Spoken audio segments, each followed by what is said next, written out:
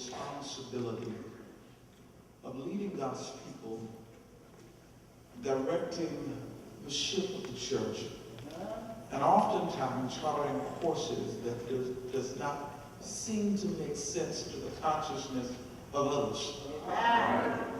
When you think of the pastor, it reminds me of the notion of Noah.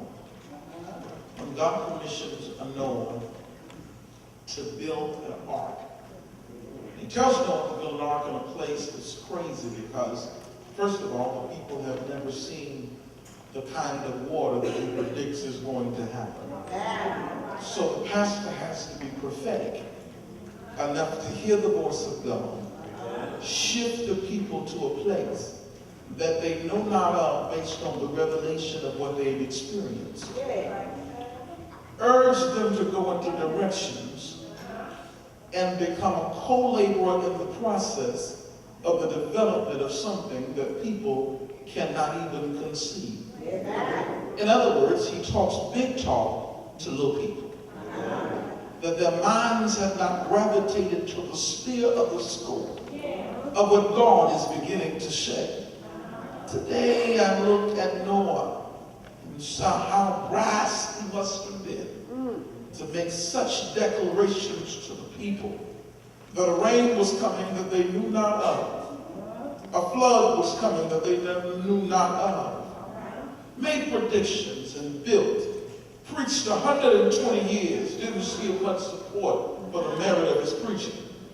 But in the end result of it, when the flood came, he was able to save some people that were in place to be saved. Every gospel preacher that God raises has to have the notion of going in to be God's special agent, an inside man for an obvious great task, and with shrewd tactical procedures. He is to build on God's ark, his church.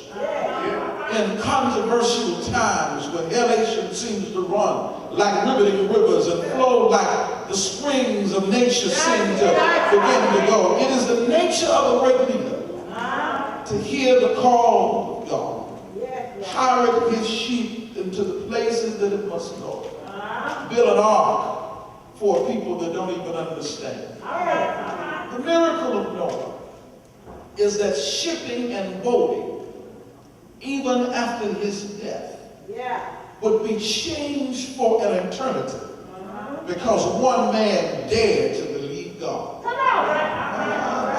This is not a eulogy, but I will tell you this one thing. The church in Mississippi will not be the same because God sent a prophet by this way. Others may deal and others may preach. But you have made some large shoes for even a big boy to have to walk in. It greatly pleases me to represent the Board of Regents of our college. In this being that this is not an honor that you sought, but the grace and the humility of your administration has caused the honor to seek you, which only speaks marriage to the character and even this very occasion. As God had paused this condensed moment in time to salute you